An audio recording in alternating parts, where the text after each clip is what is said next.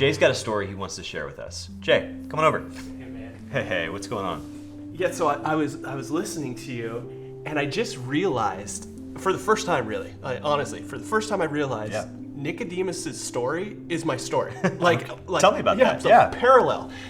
So I came from a tribe of hippies. Mm-hmm. So my parents, grew up in the 60s and were like stereotypical hippies. Mm-hmm. And one of those things is they came up through a rebellion against morality. Mm-hmm. Right? They were sick of the oppression of morality, and they wanted to rise above that. And in a lot of ways they did.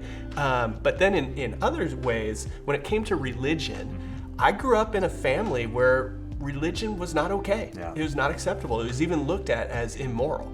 And the only problem with that is over time, substance abuse added to mental health issues. Mm-hmm. The family just fell into chaos. Yeah. And so here I am, a teenager, and teenagers are angsty anyway, right? But here I am in my angsty teenage years, and it's just total chaos around me.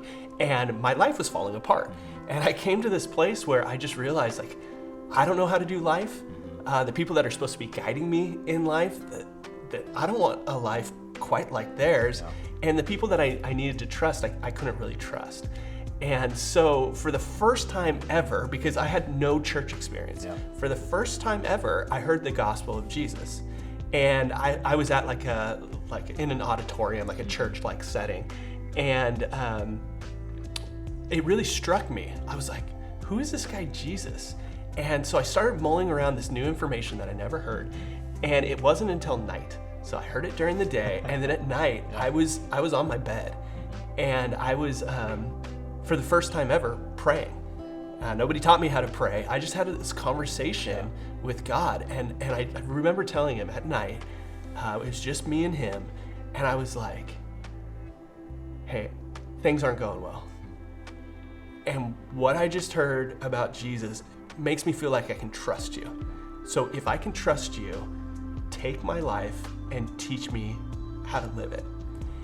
And so it was like that moment that I became a Christian. I didn't know that I was called a Christian, until like I was talking to some friends and they're like, wow, man, it seems like you trust Jesus now. I was like, yeah, that's it. And I remember talking to my parents and telling them.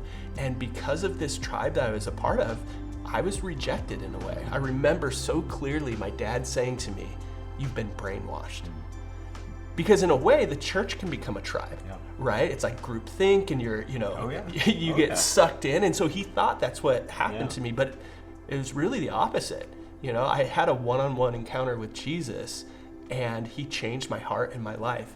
And you're so right. There's some things that change instantly and then things that take a long time.